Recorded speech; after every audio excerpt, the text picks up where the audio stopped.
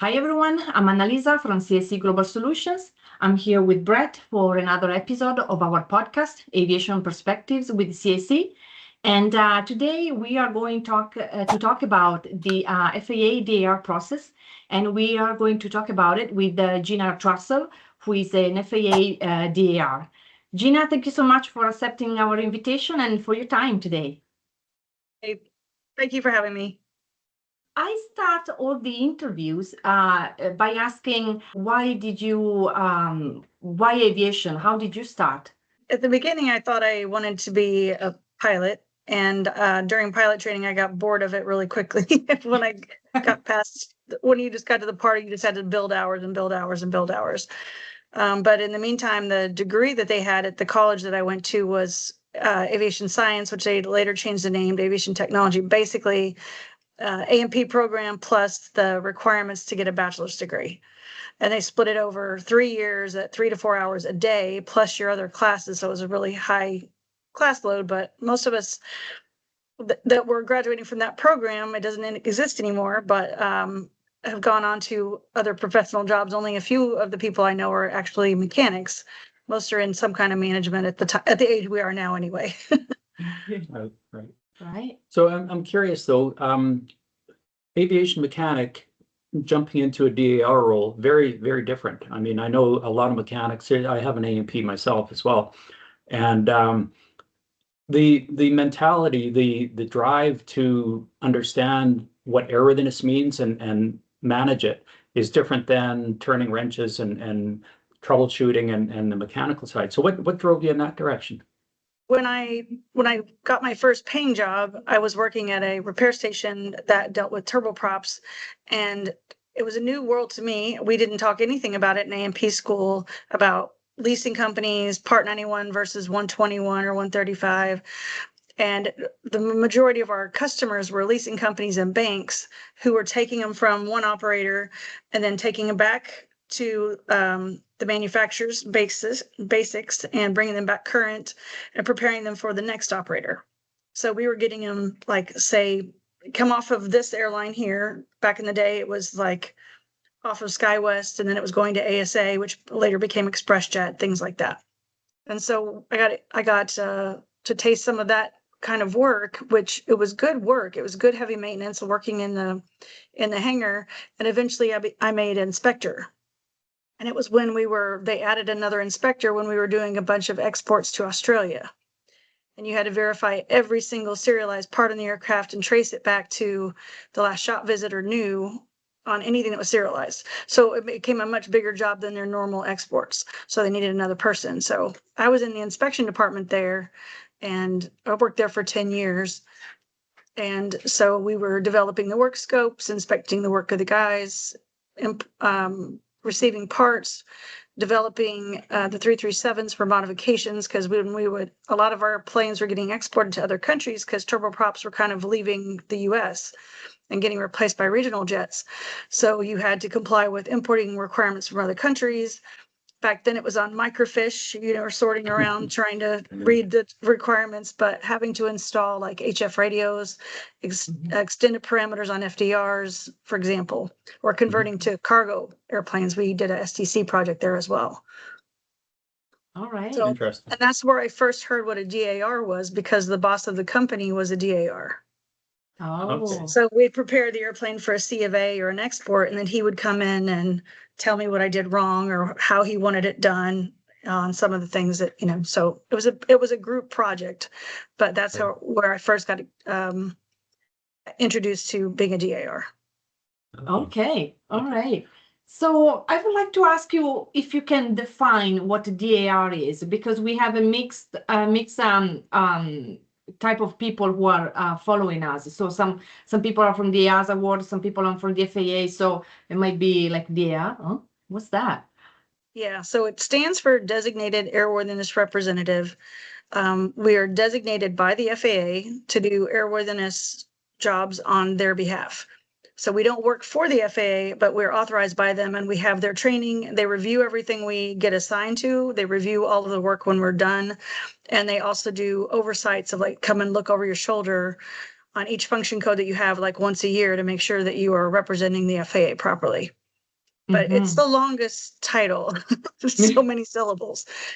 But we're considered subject matter experts on airworthiness side, this specific thing, whereas the FAA has to do repair stations and accident investigations and mechanic schools and every aspect of aviation. We only focus on certification. So we've become very specialized in that. Right.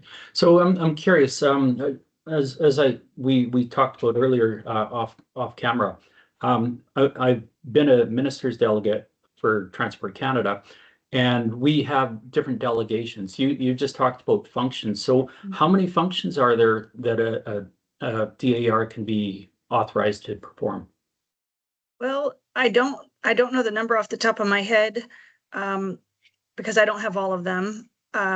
So basically they're given to you based on your previous experience.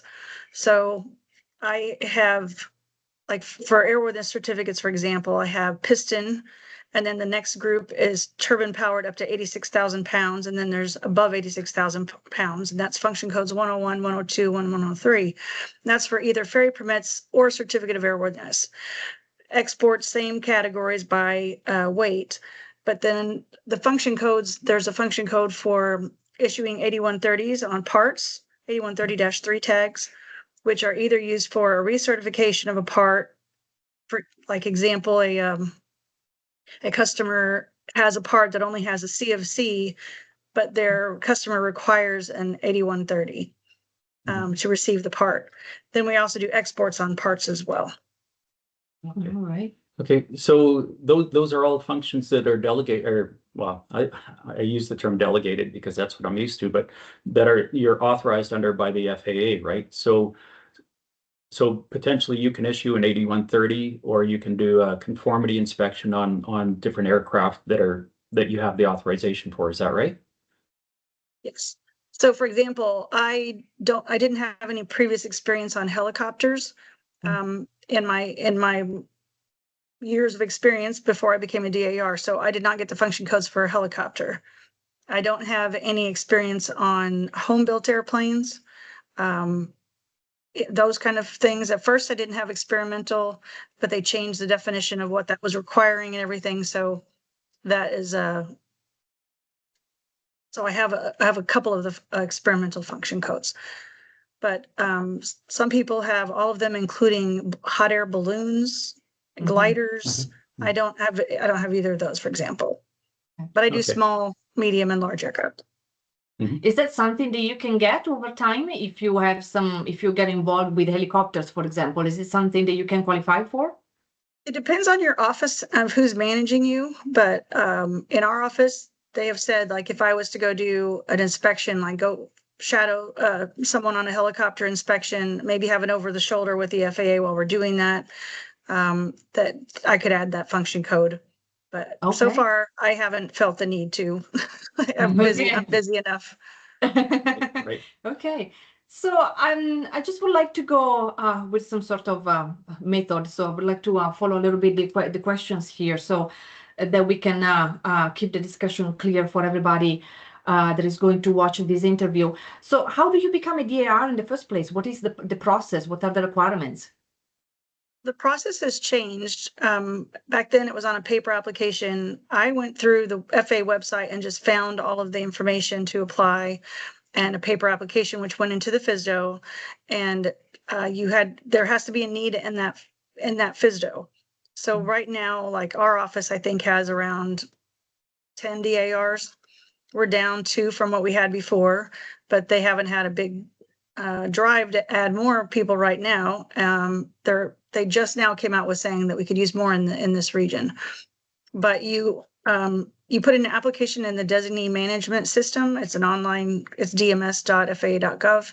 The requirements are listed in the order 8000.95. It's now at revision D, that gives some common things for all types of designees. There are other types too, for engineering, DERs, for mechanic examiners, that kind of thing.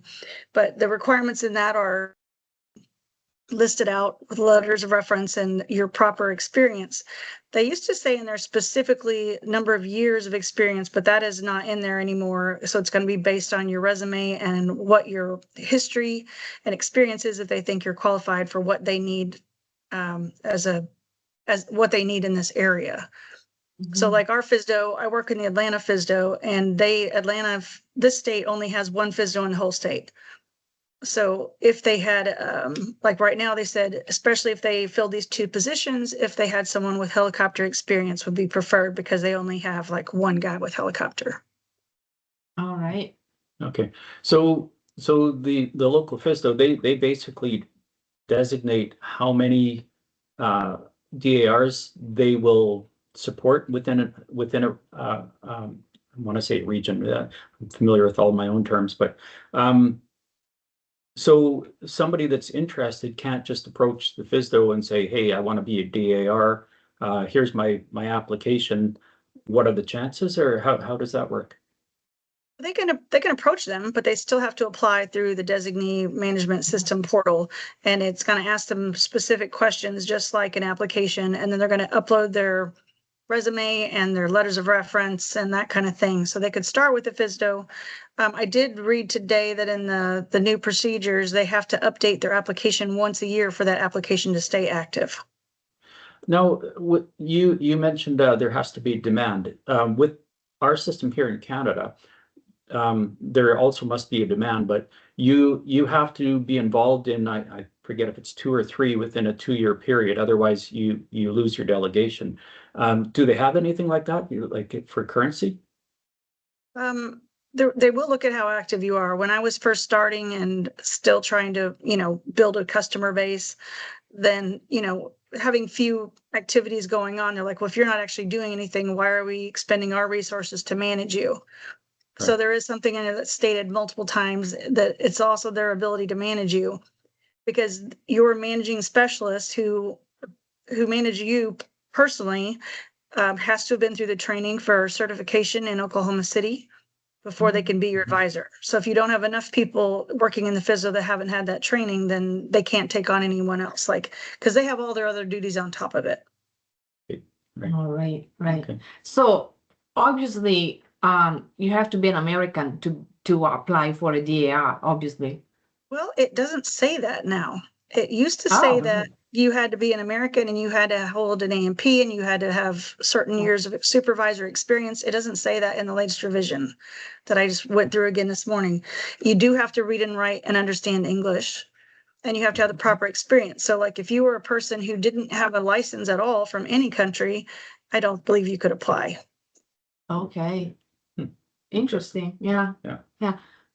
Okay. We do have guys from other countries who are based outside the US that they may have equivalent licenses. I don't know if they have FAA licenses or not, but it is possible to not be a US citizen.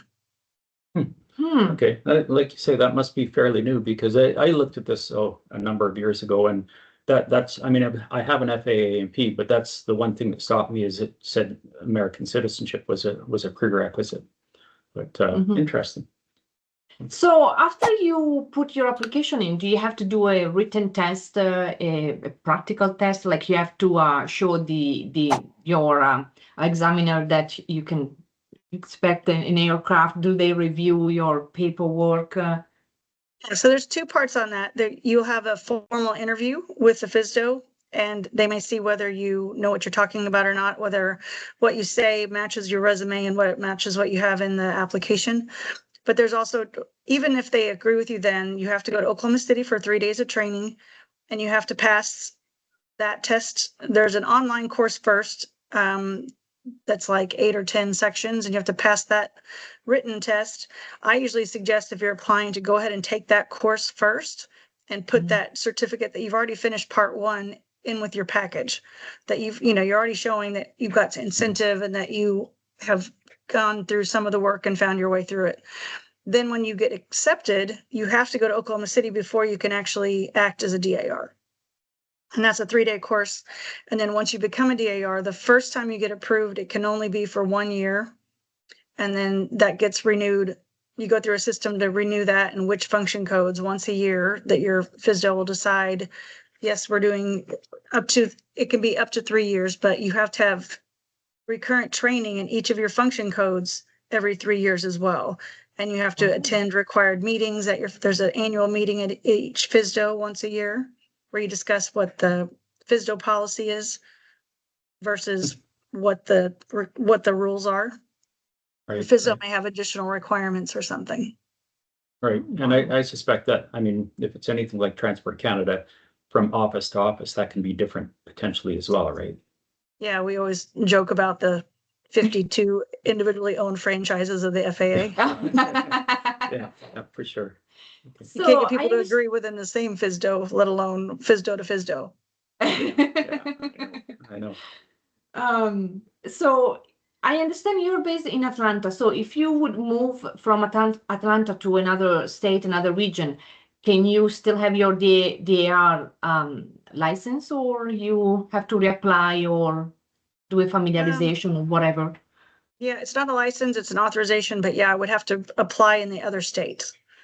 And Oh, there is a deviation for getting an authorization. Like if you, for instance, I had a big project in Texas a few years ago, and it was 5 airplanes in a row. We were delivering them to another country. It was a long-standing project. So they were like, there's also a process where you can get an extension to be authorized temporarily also in another state. But if I moved like back where my family is or something like that, I would have to apply in that region and they would have to accept me. And they could also say, we have enough DARs or we don't have the ability to manage you. Wow, right. interesting. Oh. Okay, so with the DARs, I mean, you're representing the FAA as far as holding the line on the requirements, but you're an individual, like you have your own company, and I'm not suggesting that, and this is a question too, I guess, is do they entertain like sole proprietorship as like just as an individual, or do you have to be a company, or how does that relationship work? And with respect to your clients and such, I mean, the FAA is not throwing work your way. You're pursuing clients, right? So usually word of mouth.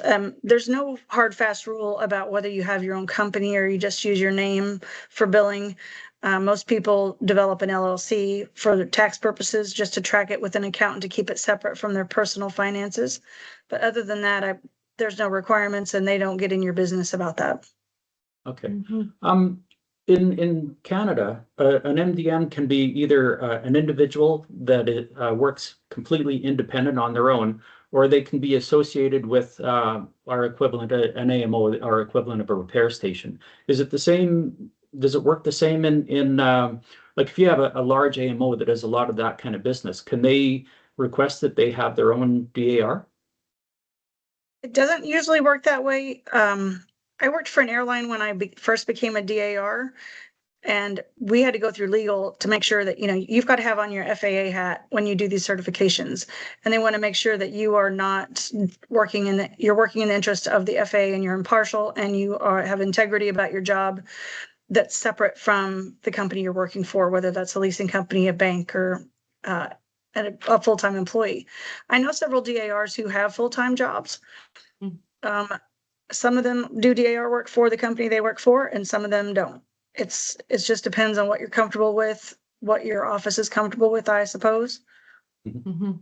Okay, Mhm. so I can go back to that for a second. Some companies, like a lot of airlines, have their own ODA, which is very similar process. They're like an ODA unit member is like a DAR, but they follow the rules of their ODA, which has a person who's in charge. It's like a little mini MRO facility, but it's just DARs, and they have the organization of how they approve documents or whatever. And the ODA works, the unit member works for the ODA. Say like Delta has one here in Atlanta, and they have their own, they manage their own certifications, moving aircraft when they're taking them off their op specs, issuing ferry permits, or if they deliver an airplane that gets exported to someone, they could do that themselves.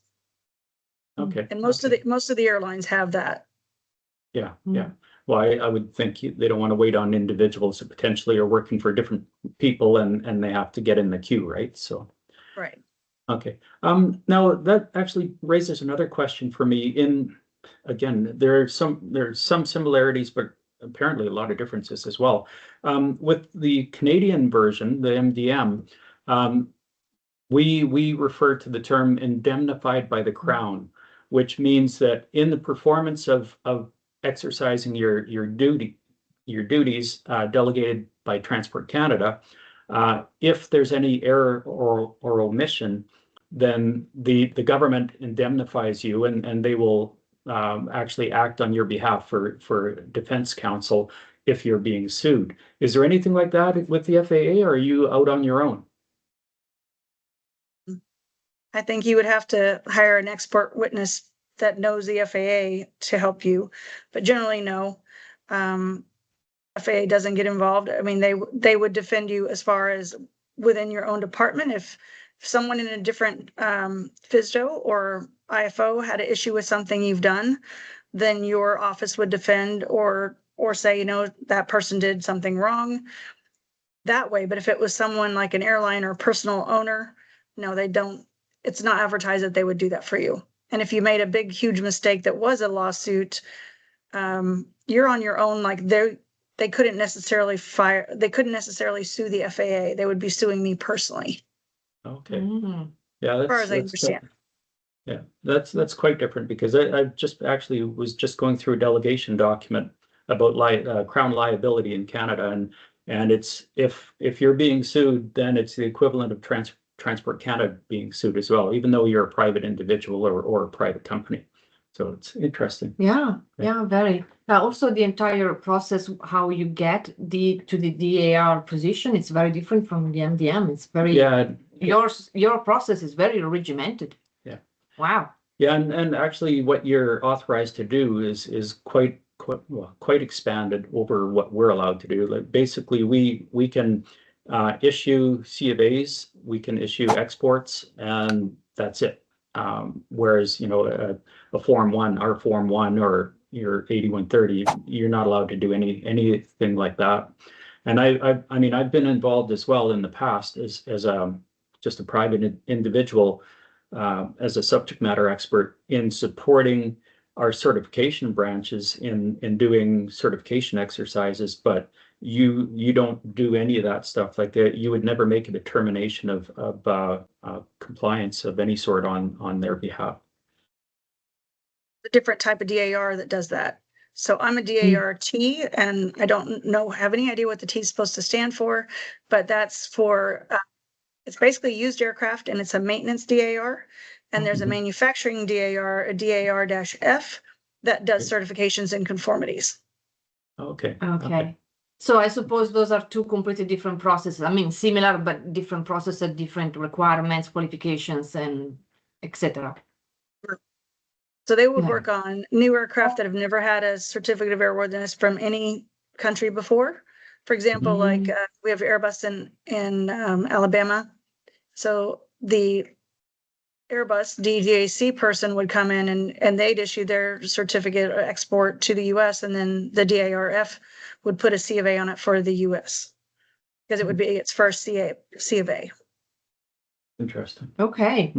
So I have a question. You mentioned you had a big project a couple of years ago in Texas, and you kind of had to be kind of authorized to work there. So can you do your DAR functions only in the Atlanta region? If you go somewhere else, you have to, another state, another region, you have to be kind of authorized, approved. I don't know exactly what the right term is. Well, they changed the rules on that a few years ago. Probably when DMS came out, they changed it to where you no longer have to ask for geographic expansion, is what they called it, to work in someone else's region. So that anyone who's based in the US is called a domestic DAR, and we can work anywhere in the US and US territories. And the IFO DARs can work anywhere internationally, even in different IFO territories, without having to get any approval. But they are not allowed to work in the US unless they have a geographic expansion. Oh, wow. Okay. So that created a lot less paperwork for us, like going to Texas and having to ask for approval every time. Like it just goes through my office now. So there's two parts of it. The applicant will send an application or file an application through AWC, which is an online portal through the FAA website. It's basically all the information that was in the 8130-6 application for airworthiness or ferry permits. And you're just filling it out on this line, and it's doing all of the application electronically. Export is the only application that's not in AWC right now. The only time we need an expansion is if I wanted to work outside the US. For example, I just got approved to work in South America. And so that went through the Miami International Field Office. And so there's 4 different international field offices, and they govern what happens in each of their regions that has multiple countries in each one. Wow, so what a structure, eh? It sounds like it. Yeah. So when you do an application, or you process an application, for instance, for a C of A, you review a package that's put together by the applicant, is that right? Yeah, it's kind of a tricky process because the applicant puts in, say they want a certificate of airworthiness. They put it in AWC. They have to have some required documents with it. They have to have a notarized letter of authorization from the registered owner if they are not the registered owner. Like a large aircraft, it's usually going to be a leasing company, a trust company, something. So the person who's the applicant has to have an authorization letter or power of attorney. They have to put in some required documents sometimes, not always. Then on my side, I have to have all of the same information about where is the aircraft, who's the owner, where's it going, what are you looking for on my side, and I can't see their application until it gets assigned to me. So Okay. it's a bit of a hassle.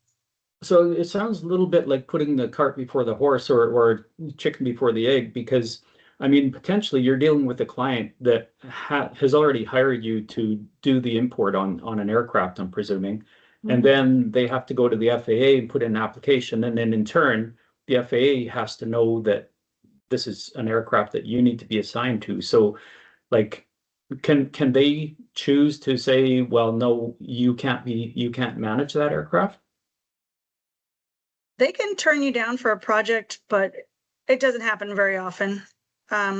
If you had it, I've heard of DARs that have offices that only want them to do a project a week or something like that, just for the managing aspect of how they manage that office or that designee, and how many, how much time they have to manage a designee. They have to approve their project. They have to assign the application to them. They have to review their paperwork when they're done. So if one person has 5 designees working under them, that adds quite a bit to their workload if that designee is busy. But it's a process where I have to put in DMS. The applicant has to put all their information in. And if you don't see their application first, you're having to do the same research. To me, it'd make more sense to have the application assigned to you first, and to where it would come to me and I could see it, even if it wasn't approved yet, so that I could have all the information I needed to fill out the DMS side. Interesting. Okay. So I'm presuming that you always have to do an on-site inspection, a physical inspection of the aircraft. Is that right?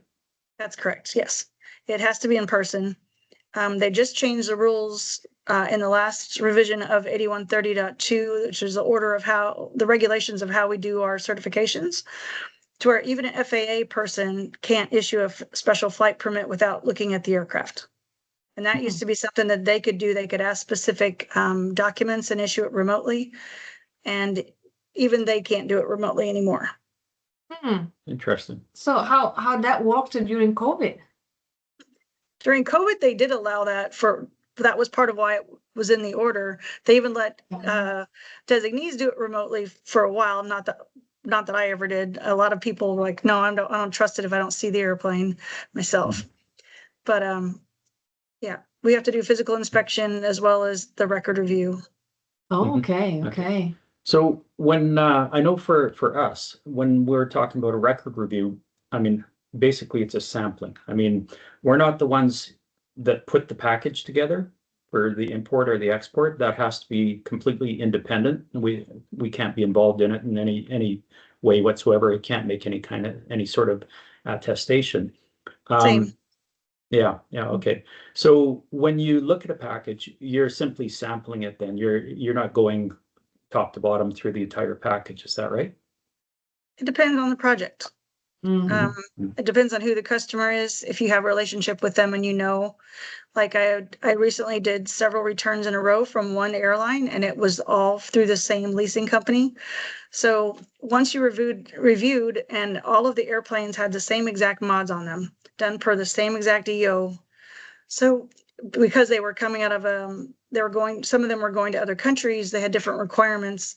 So luckily it was US operators, so everything was done in accordance with an FAA STC, for example, or an FAA EO or 8110 forms, whatever's required. But if you are receiving them from an outside source, like another country, then you have to make sure that the repairs and alterations meet US requirements, and you might sit there and go through every single one of them, at least skimming them. Which documents did they use, and does that company have authorization, and did they use the proper forms, and does a bilateral accept that form? Right. So you can do mostly, some guys only do sampling. I'm more likely to do 80 to 100% review, just because I don't know, that's just what I always did in the past. So I've just kind of stayed with that. Yeah, well, that's an interesting one. Like you say, it's a kind of a personal call, because if you're looking at a 20-year-old aircraft with, it can be 30, 40 boxes of records, right? So yeah, I think the last time I was checking, like someone was asking me if I did everything on this airplane. I was like, yeah, a 737 has 350 some, last time I counted, ADs just on the airframe and appliances. And you go through it like, okay, these are all not applicable. I'm not rechecking to make sure that it's not applicable. You might check the appliance ones against the equipment list or something like that, but no, I've found that interesting. I've done deliveries from Boeing, and Boeing lists every single AD that was ever issued against the aircraft. And of course, they have the applicability status, and so that's great. But like you say, it's when you first look at the list, it's quite daunting, right? So, right. But, so for other, for example, for the under the Otter, when you do a survey, there is a kind of a report that is already divided in different sections, where in EASA word is more or less the same. There is a report that you have to compile, put together with a little bit of a history of the aircraft and other things like ADs, STC, and blah blah. Is it the same for the FAA? No. There's some regulations that are required for every certificate of airworthiness and export, but there is not a checklist. And I wish there was, because we kind of each make our own, and everyone's a little different. So your customers or applicants will say, well, I've dealt with this DAR before, and they never asked for this. I'm like, so when someone asks me a question of why I'm asking that, you got to be ready to give them a regulatory answer of why you were asking that, what's required. And some DARs will say, oh, I can ask anything I want to, and the person, if they don't come up with it, they can deny them until they get it.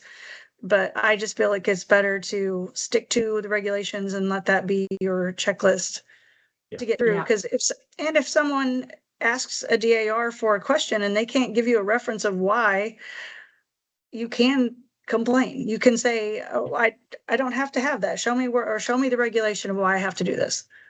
Yeah, absolutely. And that actually goes for your FSDO inspectors or Transport Canada inspectors as well. As a Transport Canada inspector, I would never ask somebody to do something or tell somebody that they must do something unless I would back it up by a regulation. But I have worked with people that do that, and we refer to it as self-imposed regulation. But again, you're dealing with personalities, so you have to be careful what you say and how you're dealing with them, right? So right. Yeah, well, sometimes it has a sense though, because maybe you come across certain situations or experiences that really made the project difficult. So even if it is an aspect is not mandated by the regulation, maybe you want to look at it to make the process easier for the client sometimes. And sometimes there are the ones that, oh, I said I want this, I want this.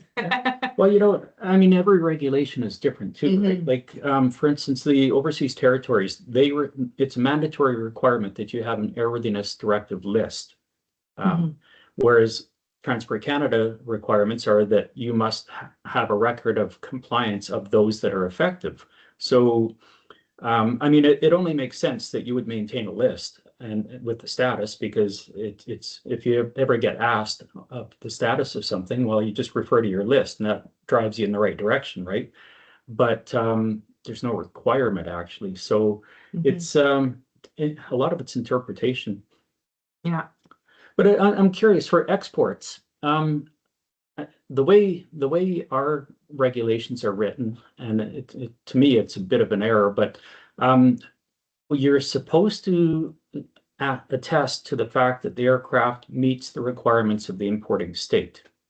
Now, there's no way on earth as a Transport Canada inspector I can know what Zimbabwe or South Africa's requirements are, other than reaching out to them. So do you reach out to other states as well to find out if there are any special requirements for importation? Sometimes I try to, sometimes they're labeled out very well defined in the bilateral agreements. In the bilaterals, you have to, well, I'm sure you have the same thing, but you have the BASA, BASA, Bilateral Aviation Safety Agreement, and you have to have a technical implementations document, both, to have a full bilateral with that company, with that country. And usually the TPA will give you the procedures of what they will accept and what they won't accept. I have seen people get very defensive if I ask for specific things that are required per the importing country, because they're like, well, but we have a bilateral. They just think that if we have a bilateral that we accept everything from them and vice versa, and it is spelled out. So like, for example, we don't accept Canadian STCs unless they have an equivalent. So, right. And it just, I'm sorry to interrupt, but just to be clear, like you're referring to even if it's a Canadian type state of design aircraft, right? Right. And see, a lot of people misunderstand that, because in our world and in EASA, well, EASA is not so much, but in the OTARs, overseas territories, they typically accept state of design changes, whereas that's not the case here, right? I mean, Transport Canada will accept FAA requirements, state of design changes for an FAA state of design aircraft. But that only goes so far. And like you say, there is a bilateral in place, full bilateral in place, but even that is subject to interpretation by whoever is doing the import process, right? So yeah. And sometimes you will have access to the person who's doing the importing of the aircraft, who's going to put the C of A on it, whatever country you're sending it to. Sometimes you don't. The way the order is written in FAA, it is the exporter's responsibility to meet the import requirements. So I try to ask if I'm not familiar with that country, I haven't done that country, an export to that country in a while, I'll ask the applicant, are there any special import requirements? right. Yeah. Some are more difficult than others. I mean, Egypt is not an easy one to send aircraft to, for instance. But it's just, you have to know and this is something we focus on quite a bit in the book that we've written, but also in speaking with people and managing aircraft, is it's all about understanding the requirements or the regulations for the jurisdiction that you're dealing with, right? Because for instance, I know a lot of people that they take the aircraft to FAA repair stations and but they're foreign aircraft, and they land in an FAA repair station, and the FAA guys, they typically apply whatever rules they're familiar with, which may not be the overseas territories requirements or EASA, and it could be something as simple as maintenance release statements, or it could be AD status. I mean, if there's an FAA AD, there may not be an equivalent for an AD, or vice versa. So it's important to understand that in our minds, that when you take an aircraft in and it has a different tail number on it, you have to really kind of think about what it is you're dealing with, because the requirements won't be the same. I mean, for the most part, they may be, but there will be differences, right? So I'm curious, you mentioned STC. So if you have an aircraft that is coming with an STC and there is no equivalent for FAA on the FAA side, what do you do? What's the process? I try to verify if it actually required an STC to start with. does the modification that got put in the aircraft, does it require an STC? Did it get proved before this became a mandated rule? You know, when it was something else, like there was a point that we did accept Canadian STCs if they were done before a certain year, I don't know, 2002, something like that, that were grandfathered in because they hadn't come out with that rule yet. But if say there's an order, I think it's 8916, don't quote me on that, I can look it up, but major repairs and alterations. And so it defines, it has a job aid that has a whole list. The job aid itself is like 80 pages. And it will tell you, like, if this modification is considered major or minor, or does it require engineering data? Does it require, like, that could be a DER or a 8110-3 from an engineering firm, that's all you're required. Sometimes it requires you to go to an STC. So if I can show that it didn't really drive it to an STC, this mod in the first place, I could have the person document this modification on a 337 that this modification was done this date, but per this order does not require an STC, something like that. We usually don't get that far in the woods. I just document it on my conformity inspection that this is why I'm not rejecting this airplane, because it really didn't need an STC to start with. Okay. Yeah, I've actually seen that quite a bit. EASA, everything's an STC. And with the FAA, I mean, I've dealt with a number of FAA registered aircraft and MROs, repair stations as well. And it's not uncommon at all that under one regime, something is considered a major mod where it may not be considered a major mod, or this is where you get into data definitions as far as, for instance, Transport Canada has approved, specified, or acceptable data. And what might have to be approved, for instance, under EASA in Transport Canada may be only specified or acceptable, like AC 4313 in some instances, right? But even that, I mean, you're getting into, for instance, AC 4313. I would accept a 337 with a mod done to that for certain aircraft, but there are qualifications on it in that you have to specify under the Canadian rules, you have to specify exactly the section of that pertains. You can't just say as per AC 4313, right? So. Yeah, this is where I get a little lost, because I did a review of technical records where there were a lot of alterations and these are 337, and I'm always, oh my God, how do I manage this? Because in the other, like he said, it's very much more of an STC with more, I don't want to say regimented, but to me, the alteration is not that straightforward to understand. Would you mind to, if it's possible, to explain what's the difference between an alteration and an STC? I imagine it's mostly just the amount of engineering that has to be and reevaluation. So like, okay. Like for instance, we were talking about the approvals that I've seen before. I was exporting an airplane that had a C of A on it for 3 years. It came from Canada, was in somewhere in the US, and I won't say where, and they installed TCAS to the airplane.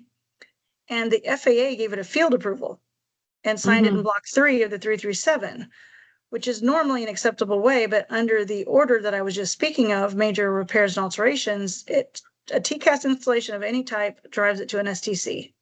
But I'm like, it already has a C of A. Of course, I ran it through my office, but my advisor to let him know what's going on and what does he agree? But the airplane's leaving the country. The importing country is okay with it being under field approval. Yeah.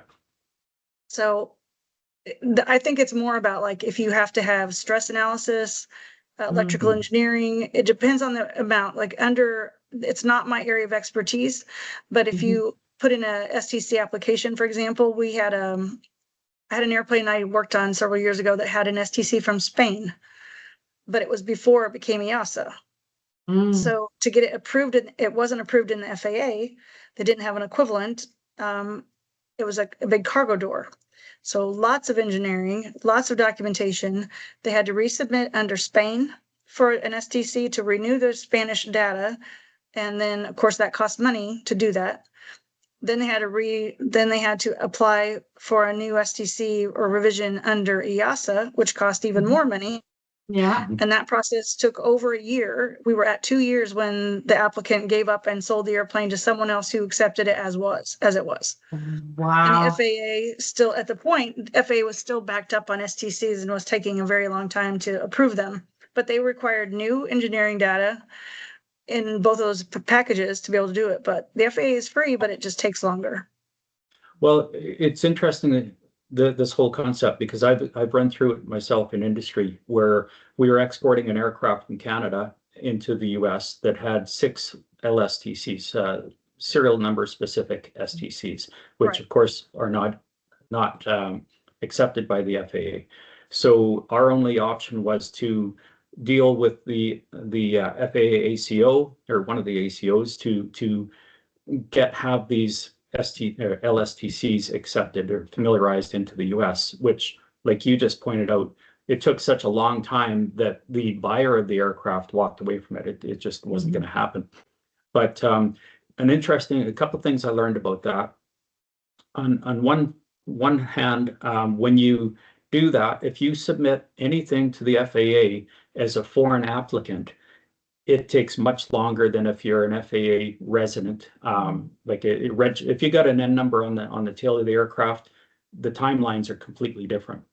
And then the other thing I learned from that I took into practice going forward is anytime I have an aircraft that we're putting a STC on, we have the engineering firm make application to the FAA and the EASA at the same time, so that if we want to export it anywhere, it's ready to go, right? And it usually trails by about 6 months to a year that we finally get it. But at least if you'll go turn around to sell the aircraft, which for business aircraft, 75% of business aircraft are sold in and out of the US, right? So typically you want it to meet American requirements. Otherwise, you're really limiting your field that you can sell it to, right? So interesting aspects, though. Yeah, very much. So I suppose for you, it doesn't matter if an aircraft is operated under private operations or commercial operation. You can do both easily. Yeah, it's the large aircraft that have been on 121 or some kind of airline, whether it's coming from another country or within the US, are usually very well organized by a leasing company or the bank that owns them. It's usually a leasing company that handles owns the aircraft, and everything would be very well organized. I find the worst aircraft to deal with are corporate aircraft and small aircraft, because there is no major repair and alterations list.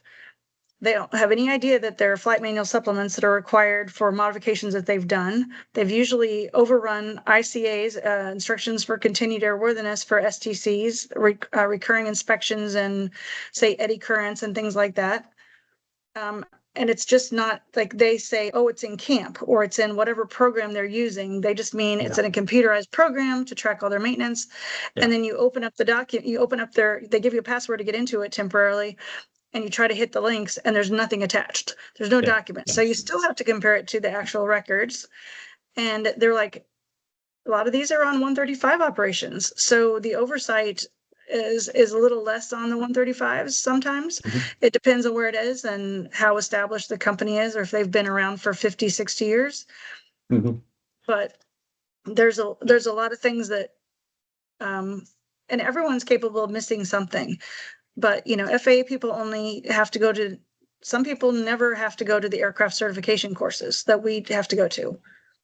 So they aren't aware of that. They're working different areas, or their expertise is in something else. And so if they become an inspector of 135, there's always a chance for someone to miss something. Right. See, this is why I was asking earlier about the transition between turning wrenches as a mechanic, troubleshooting, however you want to put it. I don't want to be derogatory at all. I mean, that's my background, but moving into the continuing airworthiness aspect of it's a completely different world, and you have to understand what's going on in that respect, right? And it's unfortunately, it's been our experience. We've dealt with some Part 91 operators in the US where, like you say, you ask them about continuing airworthiness and they say, yeah, we have CAMP. And then you open it up and it's nothing there. It's garbage in, garbage out. And they think that the repair station and the camp administrator are their continuing airworthiness management organization. And it's nothing could be further from the truth, right? Well, that's a big difference. That, like, I was watching one of your podcasts whenever you guys approached me. I checked your website, and they were talking about camos and ARC recommendations. There's so many FAA people who still don't even know what that is. Because that's not their area. They don't deal with it. FAA generally are not doing exports for anyone, even if they have a 135 and that 135 decides, this charter operation decides they're going to sell an airplane and export it, they're probably still going to tell them to hire DAR to do that export because they have enough workload already. So dealing with going to EASA and having an actual camo that's required to manage every single airplane is just foreign to them, and that isn't a requirement in the US. No. Yeah. You have a Yeah, requirement for that, as far as, like, if you're on a charter operation, you have to have a director of quality, you have to have a director, a chief inspector, and a director of maintenance to manage the aircraft. But they may not get that far into the woods, especially if an airplane has been on their certificate already for 20 years. Right. Yeah, see, where I see an issue is, like, I've spent half my career in corporate aviation, and the rules for corporate aviation in Canada are very different than they are for commercial. But as far as continuing airworthiness goes, all of the aspects are still there. You still have to have person responsible, and all of the structure. It may be one person, but the structure and how it's managed is all very similar. Whereas I see if you have a global 7500 in the US that it's your own personal aircraft, it's treated very much like a Cessna 172 in general aviation terms, right? Where, like, the managing it. And a lot of times I find in those instances, you'll have an FAA A&P that's been with the owner for years, and he's just progressed from turning wrenches to now Managing taking it aircraft. for shop visits and stuff. And to them, that's managing the aircraft, is taking it to Bombardier once a year. And instead of actually, and those people I find, and it's a huge misconception that camp is not a continuing airworthiness management organization, or it's a tool, and that's all it is. And you have to understand how to use it and how it works, and the fact that you're still responsible for the aircraft. It's not the camp administrator, right? So yeah, like you mentioned, STC comes with ICAs, and very often some clients don't understand that you have to make camp your analyst know that you actually embodied this STC, and those are the ICAs, because they are not going to appear in camp just from nowhere, right? They have to be aware of that so that they can set up the system and the intervals and the expirations accordingly. So yeah, it's interesting work. We don't have in FAA the exact requirement to have a manager over your inspection program, but you are required to have an inspection program. So for small aircraft like Part 91, small aircraft, you still have to have an annual. You have to have 100 hours if you're in a flight school or whatever. And the things that are regulatory, life limited stuff always has to be done. ADs always have to be done. But the other recommended things, they can choose whether to do them or not, including engine overhauls and prop overhauls. But when you reach an aircraft, like you were talking about, a large corporate aircraft, if the payload is over 6,000 pounds or it can hold more than 20 passengers, then you have to have an FAA approved inspection program. And that has to include the ICAs, has to include repetitive inspections, has to name who's responsible. Like you were saying, the manager of that program has to list someone who's responsible and how they're managing the program. So I have a couple of questions for you.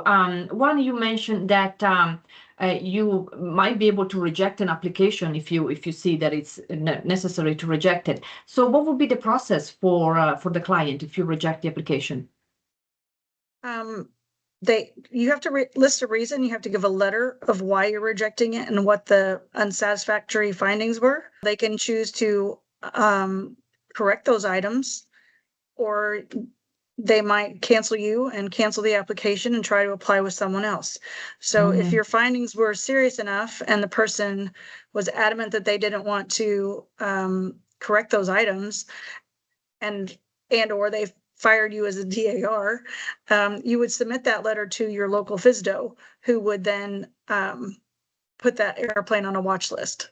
So that All right. if another DAR gets asked to certify that aircraft, there are known issues with that airplane. So there's a Okay. list right now. The current list, I think, that gets put out by the FAA every time they add an aircraft is about 2.5 pages listed lengthwise.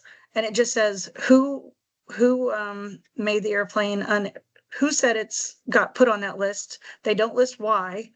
They just say, if you get asked to certify this airplane, contact the FSDO. Contact this Right. particular person. And they may or may not tell you why. But the only examples I know, there was an airplane that's been on the watch list as long as I've been a DAR that got repaired in another country, and they couldn't verify that the person used the manufacturer's specs and data and drawings to replace skins and replace a wing or whatever they did. It was a small aircraft, but as it turned out, it wasn't about the people who did the work. It was more about who signed it off under the FAA was under investigation. Oh. And there was another one I looked at, someone I've been asked to, and I saw it on the list. I tried to contact them about it. And they said there was so much corrosion inside the aircraft that it was hazardous to anyone to step inside. They were like, you should not enter that aircraft unless you are in a full bodysuit. That kind of thing. Right. Wow. Yeah. Wow. Interesting. So I have another question for you. So obviously when you do an export or an import, you are focused on that project, on that aircraft. But if it happens that you may find that there are some non-compliances under an organizational point of view, is it something that you would report to the FAA or to the client? It's not in our protocol to do that. I would tell the clients if they've missed this, like I recently did a job for a company that had not followed any of their ICAs. They weren't tracking any of them, and they didn't have the flight manual supplements for those STCs. So I said, you should do a review of all of your airplanes, the modifications, make sure that you have a list of what they all are, because, they were operating as a charter and they didn't have this. It is a requirement to have a list of major repairs and alterations, and small aircraft don't seem to know that. And I don't know, but I would refer to them to say, hey, you do this yourself as a self audit, but I don't go to the FSDO that's overseeing that operation. I don't do that. Okay. Okay. It would have to be very, very serious to do that. Yeah. Yeah, for sure. Okay, well, that makes sense. So I have another question. So very often with smaller aircraft and business aircraft, you see that the pilots are often in charge of managing the aircraft, whatever they think managing the aircraft means. We have had experiences where that interaction was a little difficult because, again, there is a misunderstanding or a lack of understanding of what managing airworthiness is. Have you experienced that in your career? Yeah, I've audited, done pre-purchase inspections, things that are not FAA functions, not DAR functions, where I come in and I audit they're saying they're getting ready to sell an airplane, for example, and they want me to do an independent audit to go 100% through the airplane. And then I tell them what all they missed and what things are not loaded in camp, for example. I say camp just because it's the most common one that everyone knows. What things are not listed there, and then we'll go do at least a cursory review of the airplane. The requirements like seat fire blocking, that the seat belts have certain tags, that the placards and markings on the instruments match what the manuals say that they're supposed to say. Just an obvious defects, or you look at the airplane about what is actually installed for avionics. Does it match the avionics listing that they have? Like, what is the equipment list? Do they even have an equipment list? Yeah. Right. Yeah. Right. But this is a function that you just do independently through your company, a service that you provide. Right.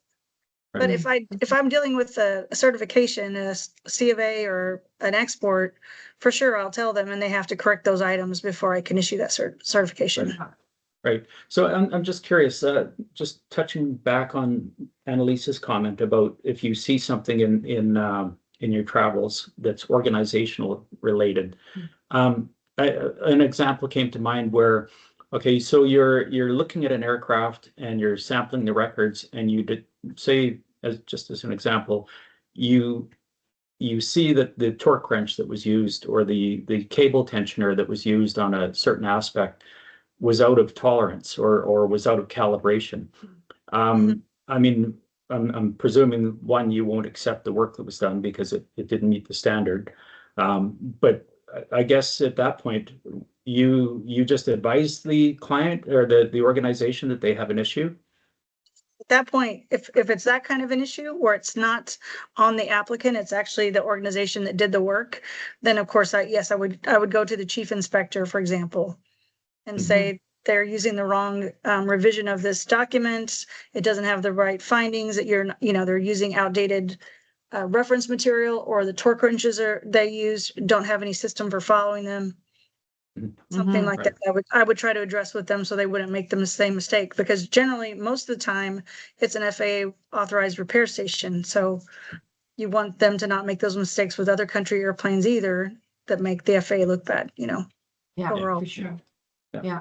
Interesting. Okay. What do you have any other questions about the DAR process? Otherwise, I have some closing questions to ask. No, nothing I can. All right. Is there anything?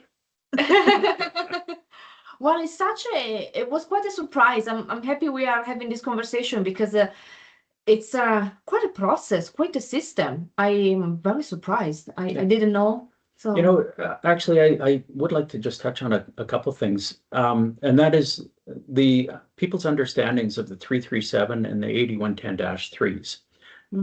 Because I've worked in different jurisdictions where people think that if it's on a 337 major alteration and repair report, that it's sometimes that can constitute FAA approval if, like you say, if Block 3 is signed off, right?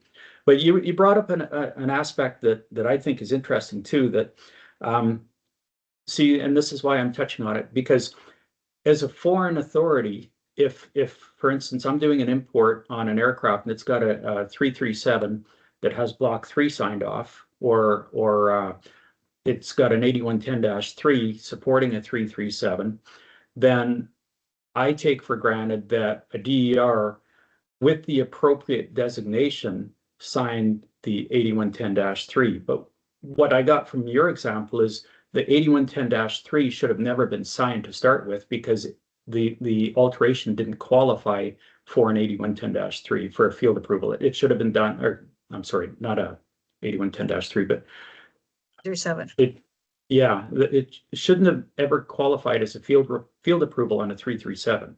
The designee shouldn't have signed Block 3 on that, right? It wasn't a designee in this case. It was the FAA who signed it. Okay. And that's a further reason, like I said, most FSDOs don't fight against other FSDOs. Right, right. They don't, if this one authorized it for whatever reason, then most FSDOs just don't fight that. It isn't just the Atlanta FSDO. But if the 337 still has to have approved data referenced.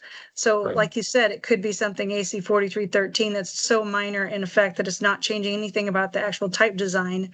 It's just a small repair, like a repair or most common there, that they would say per AC 4313. There's also a list of major repairs and alterations in that document, that book, that can give you some guidance of whether or not that 337 was even required. I see mistakes sometimes where someone will say they installed something that's not a major repair, but they use a 337 form to document for long-term records retention, because that gets filed electronically with the Oklahoma registry office. Right. But some of the guys in this discussion groups I see were like, you still have to have approved data, and they want, some people won't sign off things unless it has an 8110-3 or it has an engineering document of some sort that's approved by the local governing authority.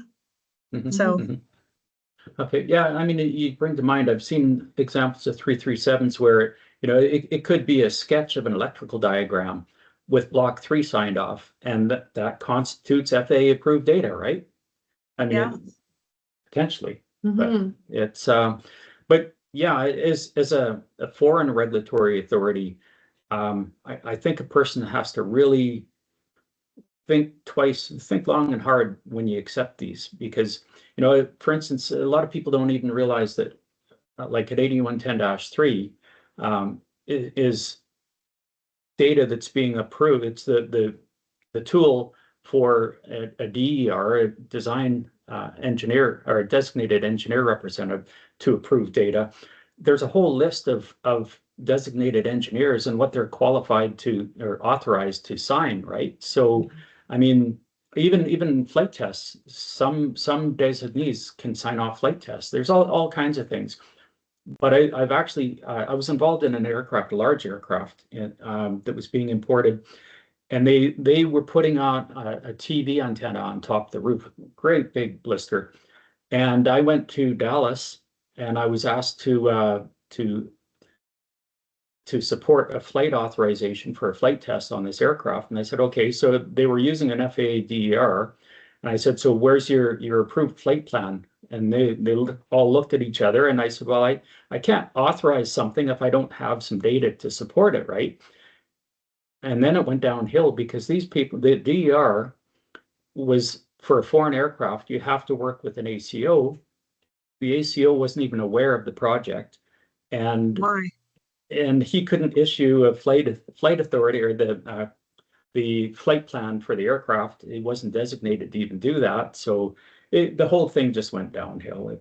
But you have to understand those things, otherwise you set yourself up for big problems, right? Yeah, and now they've made it such that you have to have approval of those flight plans from the ACO or the Yeah. FSDO, either one.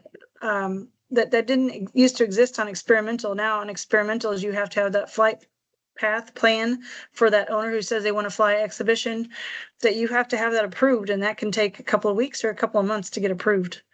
Oh yeah, for sure, Wow. for sure. Yeah. No, it's interesting because particularly when, I mean, the ACOs, they have designees just like you're designated through an FSDO, right? But if you're taking on a project that your FSDO doesn't even know you're involved in, I'm thinking that's not a good situation either, right? So, yeah. Okay. Okay, well, we have some closing questions for you. What do you think are the challenges nowadays in aviation or in your specific field like DAR? I think the biggest challenges are that the public doesn't understand the rules and that there are no checklists for them to go down that are consistent, that we don't have any checklist period for every DAR to have out for like what the requirements are for a ferry permit, for example. So this person needs to know like how to do the what to prepare and what to have ready and what are regulatory requirements. Like, for example, you are supposed to have a flight manual on board the aircraft that is current. If you don't have if you don't have that, then say you're on an Airbus or something, the company who owns the airplane may have just provided it electronically, that the flight crew who's being paid to ferry it have come in and they've got it on their iPad. But I proved this with an airline who was adding multiple airplanes. I said, well, have you provided it? And they said, no, we sent it to the ferry company. Well, I talked to one pilot. He had it for this version of the aircraft. The other one had a different model. They were both different revisions. And the guy in charge of all these different pilots who were coming in for this airline hadn't provided it to any of his guys. He had a copy, but he hadn't shared it with everybody. Yeah. I think, but just some generic, the beginning levels of what is required and explanations. Like if someone gets ready to hire a DAR off of the website, they're looking for the area of where the aircraft is located, or maybe they've heard someone's name, but they don't have their phone number. So they go to look on that site. It doesn't really explain to them what function codes they actually need to look at. The average person who needs a ferry permit doesn't know and their airplane is above 86, up to 86,000 pounds, jet powered airplane, they don't know that that's function code 102. And there's not an explanation for them, or they're not going to dive that deep. They're just going to say, can you do a ferry permit? They're going to call me and say, can you do a ferry permit? Yes or no? And then I say yes. If I can't do it, I'll recommend someone else who can in their area. Interesting. Okay. Yeah. Yeah. Yeah. What do you think is, how do you think aviation is going to evolve? Do you have a vision, whatever that might be? I mean, maybe you think the business aviation is going to take off even further, or whatever is your point of view from your perspective? Business aviation is doing very well right now. These people could maybe fly the airplane once a month and spend $10 million on it, you know? I don't see any problems with that. I don't see any issues with any growth, except that Mhm. there's not enough young people coming into the field, like that are going to small airports. The prices of flight instruction people find prohibitive, and there's not student loans like there was when my age group was going to flight lessons and things like that. So as we want to, I see a day in the future where a lot of these smaller planes are sitting because people say they can't afford them. The prices have gone up, instruction has gone up. I'd like to see more younger people getting into aviation. Do you think it's just like on the pilot side, but also on an aircraft maintenance engineer side, that there is a lack of new people coming in? Absolutely. After my age group went through A&P school, there was a gap of about almost 10 years that there wasn't that many people going to A&P school, and a lot of schools closed down. So that gap has been showing up very much in the last 10 years as the baby boomers are retiring or they've went up to management jobs. So a lot of people in my age group are already in management positions, and I still get job offers for mechanic positions, inspector positions, whatever, a couple times a week. Mhm. And there's some younger guys that can do any type of work they want, but a lot of people are having to work a lot of overtime. I go to MROs and I've seen huge MROs that used to be Air Force bases or, used to be huge. All the new mechanics are getting stolen by the airlines, and the price is driven up so that these smaller shops can't keep anyone. They get someone just trained up and then they move off to the airlines. And you Yeah. can't blame the person for wanting to make more money, but I feel like you get better experience in a hangar environment anyway when you're first becoming a mechanic than Mhm. servicing airplanes and MELing things. Yeah. Not to say that that's all line mechanics do, but I just think you get a more rounded experience in a hangar environment where you're doing major checks and alterations. But Mhm. Right. the shortage is very real on the mechanic side. Yeah. So I'm curious with that. You see in the news all the time lately that pilots' wages are going up, salaries are going up. Is that reflected in the A&P side as well? It is to a point, but not nearly the same. Mechanics haven't been willing to fight like the pilots have. The pilots unionizing and organizing. The biggest thing I see is mechanics don't get the time off that our pilots have mandated per day and how many days they can work and how many flight hours. Mechanics get 1 day off a week or the equivalent in a month. So you could work 27 days in a row and get 3 days off. Yeah. Or 4 days off at the Yeah. end of the month and work the rest of the days. And there's no limit on the amount of hours in the day unless it's Right. mandated by who you work for. Right. Yeah. No, it's the same in Canada. I had a crew that just finished a 12-hour shift, and we were asked to do an engine change on a Boeing aircraft, double shift. And you really can't say no either. It's at least the way the Canadian laws are, the labor laws. So Well, it's but that's mechanics too. We won't say no because if we don't do it, the airline's not going to make their money and you could get fired also. But yeah, the bigger yeah, thing is mechanics are like, we're going to keep the airline moving. yeah, And yeah. yeah. We're fixers, right? So Yeah. Yeah. So do you think we should talk more about all the different things that a person can do in aviation? It should be more vocal about how great aviation is. What can be a solution to bring more people? Increasing pay, increasing amount of vacation that people get. Now, I know the smaller shops will say that they can't afford to compete with the airlines. Delta, even during COVID, was starting brand new mechanics out of A&P school at over $30 an hour. Um, but I think if you incentivize that you had more time off, that you knew your schedule ahead of time, the guys that I've known that have been the happiest are the guys who work like 14 on, 7 off, or something like that, where you have some quality time at home instead of the chance of being overtime. Like if you are completely off on these 7 days and you are home, then you should be able to be home. Yeah, And you not can called in. plan a life, right?